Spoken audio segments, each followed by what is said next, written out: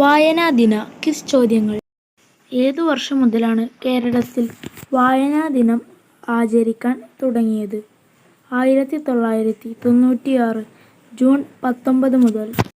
Eureka പ്രസിദ്ധീകരിക്കുന്ന സമിതി? തളിര ബാലസാഹിത്യ ഇൻസ്റ്റിറ്റ്യൂട്ട്.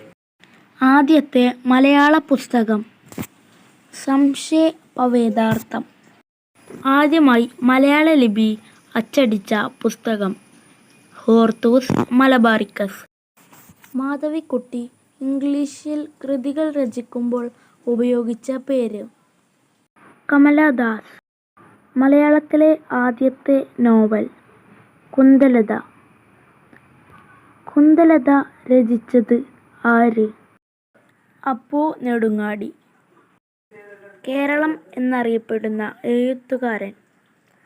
തകഴി. കേരളത്തിൻ്റെ സഞ്ചാര സാഹിത്യകാരൻ ആര്? എസ്.കെ. പൊറ്റക്കാട്.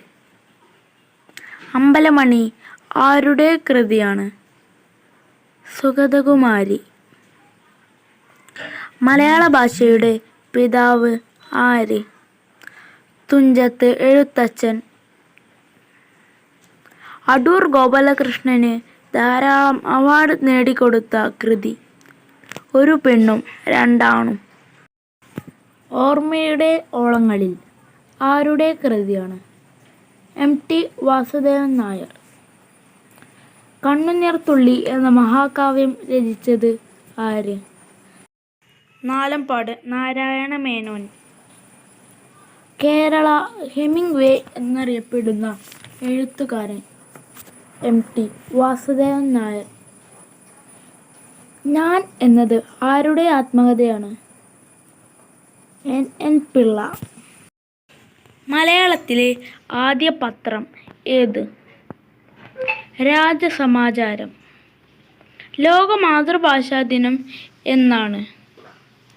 ഫെബ്രുവരി 21.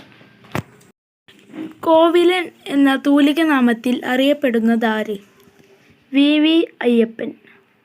വടക്കൻ വീരഗാഥ എന്ന സിനിമയുടെ തിരക്കഥാകൃത്ത്? എം.ടി. വാസുദേവൻ നായർ. മികച്ച ശബ്ദലേഖകനുള്ള ഓസ്കാർ അവാർഡ് നേടിയ മലയാളി ആര്? റസൂൽ പൂക്കുട്ടി. മഴൈ പുഴയുടെ തീരങ്ങളിൽ ആരുടെ നോവലാണ്? എം. മുകുന്ദൻ. ഭാസ്കരമേനോൻ എന്ന നോവൽ എഴുതിയത് ആര്? അപ്പൻ തമ്പുരാൻ. മലയാളം അച്ചടിയുടെ പിതാവ് ആര്? Benjamin Bailey. എൻ്റെ വയ്യമ്പലങ്ങൾ ആരുടെ ആത്മകഥയാണ്? എസ്.കെ. പൊറ്റക്കാട്.